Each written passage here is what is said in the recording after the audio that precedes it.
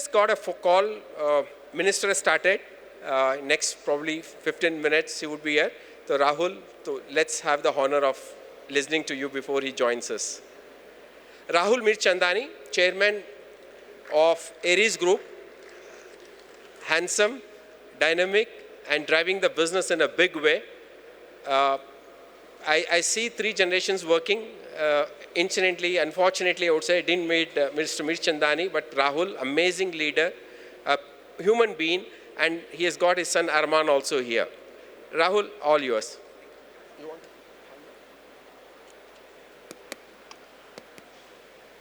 A very good morning. Absolute pleasure to be here this morning, and thank you very much for this invitation. While we wait for the technology to come up, I'm sure somebody will put my presentation up. Arman, just check. I'm here actually playing 2 roles. I'm Dr. Rahul Mirchandani. I'm the chairman of Aries Agro Limited, as well as I am the president of the Indian Microfertilizer Manufacturers Association. This association basically covers almost 80% of the microfertilizer industry, and we're all together, and we have about a dozen members who are actually here presenting during the next 2 days as well. So this is the 2 roles I'm going to be playing. I will be talking to you about integrated nutrient management, something that we've been doing for the last 55 years, and I've had the privilege of leading a company for the last 30 years who predominantly only focuses on micronutrients and specialty fertilizers. Next, please.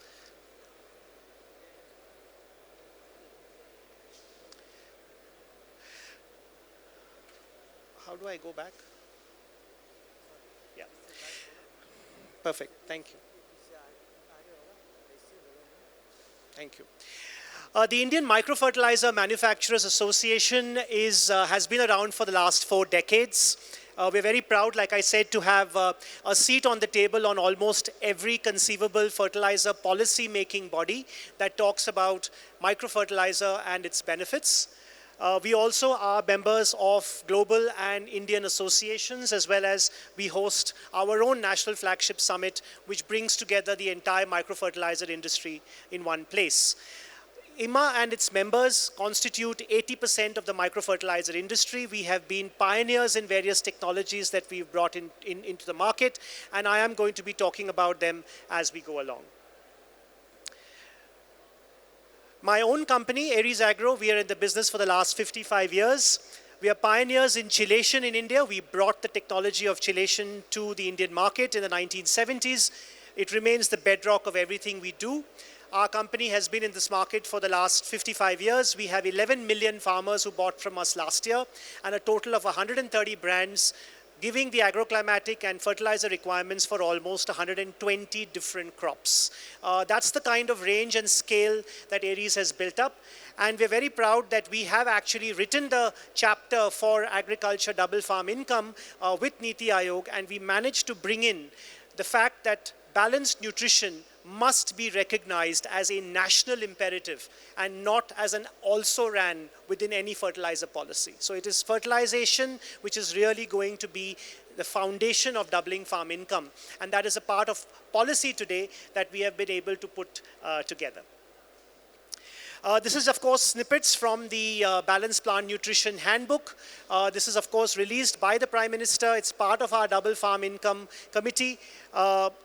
And of course talks about the fact that balanced crop nutrition, including all fertilizing elements, must be an essential part of policy. More importantly, it says we must shift from pest management to crop nutrition management, simply because in any man's country, food is always cheaper than medicine. And unfortunately, many people talk on medicine, but they don't talk about feeding the crops correctly. And that is really where balanced nutrition comes in, and you're able to build farm productivity as a result of that. Our status of Indian soils have become extremely weak in terms of nutrition. Almost 36% of soils are deficient in zinc, 23% of soils are deficient in boron, and 12% of soils are now deficient in iron. Now, this basically shows you that almost the soils of India need to be rejuvenated. And this rejuvenation happening through sustainable technologies is the way that we are advocating as an industry. Sustainable and innovative technologies that do not harm the soil but help rejuvenate soil systems. If you look at the micronutrient segmentation, the Microfertilizer Association that we had actually commissioned a research project on what are the deficiency status and usage status of Indian soils. You will find 42% of the Indian market uses zinc fertilizers, 18% uses boron, 16% uses iron, which basically shows a perfect correlation between the usage trends and the deficiency trends. Also signaling the fact that we are actually promoting the right nutrients at the right time. It is not that farmers are being left on their own to try and promote technologies. No, we are actually promoting technologies in a very scientific manner, which points to this kind of a usage trend, which marries in with the deficiency trends. In terms of the crop-specific requirements, 65% of our requirements are on cereals. We have 15% on fruits and vegetables, 12% on pulses and oilseeds. This is the kind of usage trends that are taking place in the microfertilizer sector. Look at the kind of growth we have. Every conceivable nutrient in terms of awareness and growth has actually moved. The kind of deficiency trends for copper, we have a 21% increase in copper sulfate, 12% in manganese, 8% in borax, 12% in ferrous, and 1.4% in zinc, which means every nutrient is seeing a huge increase in terms of utilization across spectrums, across geographies. Look at the segment by category. You will find here that it is not just the traditional fertilizers and micronutrient segments that are getting affected. Every segment, if you look at the microfertilizer segment, we have an overall CAGR of 7%, but you will notice that multi-micronutrient mixtures, which is where combinations of fertilizers are put in, chelated micronutrients, straight micronutrients, and fortified micronutrients, all four segments are actually growing, and they are growing in similar fashions, which means farmers are adopting technologies, not just traditional technologies, but are now being open to use all the new generation tech as well.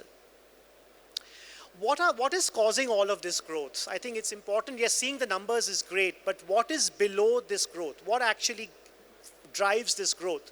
And you will find that many of our companies are actually focusing on training farmers on addressing deficiencies in very innovative methods.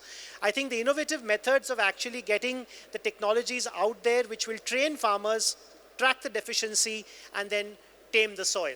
I think that's really the kind of growth that's taking place. And of course, the fact that high quality produce, the fact that farmers want to use sustainable technologies, all of this is driving the growth, apart from the fact that awareness built by companies like ours on the using of the right technologies to address soils is actually what farmers are adopting now. The impact on human health has also been mapped. In fact, we commissioned a research in Hyderabad with the National Institute of Nutrition that looked at how micronutrient deficiencies in soils have now affecting human health in India. And this is one of the biggest kind of drivers by saying make people understand that it's not just their crop health, but also their kids' health, which is getting affected because of the fact that micronutrient nutrition is not being addressed significantly. The emerging opportunities. This is all a post-mortem of where we are today. What is the future of this industry? The future of this industry is going to talk about using of chelates, sustainable technologies, technologies which are non-reactive, safe delivery systems for nutrients, which is what chelation does, and that is perhaps one of the biggest growth drivers. The use of nanotechnology, high-density products is another emerging technology. We're also looking at customization. No farmer likes a one-size-fits-all solution. They don't expect it, we shouldn't deliver it. And using customization as a value driver is perhaps one of the biggest game changers. Any labor and water-saving technology will also be an emerging opportunity. And future-proofing our agriculture with micro-irrigation, drone systems, drought-resistant seeds, artificial intelligence-based weather predictions can also help drive smart agriculture in India. What are the trends? The trends, therefore, just to summarize, high-density fertilizers are an emerging trend. You will find out there, my own company does this in a large way, high-density fertilizers which reduce the dose significantly. Nano-fertilizers which go further and basically look at safer delivery systems using very, very micro doses. Slow release micronutrient pastilles. Yes, this is for foliar application. On the soil, can we use pastilles which slow release nutrients onto soils? Organically certified plant solutions, and automated manufacturing facilities. Believe me, India has the capability to be the supplier of the world in terms of world-class nutrition. I mean, we've been doing it. We're a proudly made-in-India company since 1969. A lot of the IMMA members are also very proudly made in India. And I think this is the kind of technologies that we are putting in the market. And this is not the future, this is the present. These are all present technologies that we are advocating in the market, and millions of farmers are now using these technologies. Coming to what my company does, just a little bit about our own work. We have been pioneers in chelates. We actually founded IMMA. IMMA members as well as our Aries have been pioneers in chelation technology the last 5 decades. We are only doing chelation in this country. Every single metal chelate is now recognized in the FCO, thanks to the work that our association did to get it recognized. So today, each of these nutrients are now recognized as fertilizers. We also look at natural chelates apart from synthetic chelates. It's not just using EDTA chelates or DTPA chelates. It is the use of amino acid-based chelates, soya protein-based chelates, which basically will further enhance the safety and efficacy of chelation technology. These are also now recognized in the fertilizer control order, and we are very proud to have products that take this spectrum as well. We are talking here about balanced nutrition. We cannot go there without crop-specific formulations. These are some of the brands that we have in the market where crop-specific NPKs, secondary and micronutrients are brought in a single formula and given in micro doses to the farmer so that he gets exactly what he needs. Leave the complexity in your factory, make it simple to the farmer. I think that's really what we try to do. We have a massive amount of variables, but can I deal with it in my automated factories? And a farmer gets a product labeled as such, meant for wheat, meant for your state, meant for your soil condition, and give it to him capable to be used immediately. Slow release pastilles, I think for soil application, sulfur is an emerging deficiency. We do have a fact that India requires heavy amount of sulfur, and we are looking at zinc with sulfur, boron with sulfur, and multi-micronutrient with sulfur today, all recognized under the FCO. High density products. We are very proud that my own company has eliminated its dependence on China completely. We do not import water-soluble fertilizers from China. We make our own high-density NPKs today in India. And it's proudly made in India. High-density reduced the dose of traditional fertilizers to 20% of the traditional water-soluble doses coming in from China. Again, very proudly made in India. And every grade is today manufactured in India without any dependence on the Chinese imports. Global organic certification, I think that's something many of our companies are working towards. How can we get globally organically certified so that companies the world over, farmers the world over know they're using safe emerging technologies that are made in India. All of this, just one second. Adopting this drone tech, you'll see a lot of drones outside. Our own company is the first DGCA certified civil aviation certified drone manufacturer in India.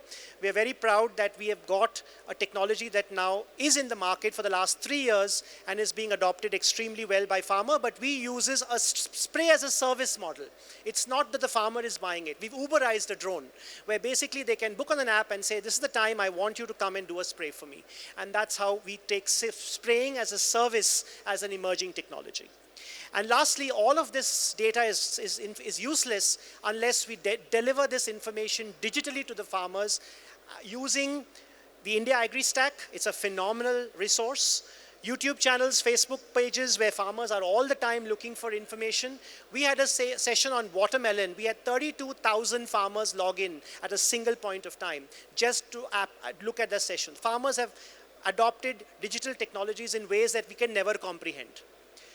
Customer loyalty programs, WhatsApp bots, satellite image solutions, weather and pest management. All of these are information delivery systems that India has today and farmers are adopting in extremely well and significant ways. So I do hope that this gives you an overview of how balanced nutrition and companies like us who are pioneers and leaders in balanced nutrition have been able to put in the Indian market, and the fact that we can be the suppliers to not only India but the world market in terms of these emerging technologies. We do have a publication on the latest research in micronutrients that the association has put together. It is available for you to purchase online, and it captures the latest research for all of you to look at on our emerging technologies and especially micronutrients. Thank you very much. Thank you. Amazing. Thanks, Rahul, indeed. Just stay back for a minute. Very interesting thing is going to happen after this. I invite CS to please. CS, awesome. You know, CS is globally called awesome. To break. Come. So please honor Rahul. I invite Debu. Hi dear Debu, Devabrata. Yes, you know that I'm calling you with a purpose. Something very interesting is going to happen immediately after this.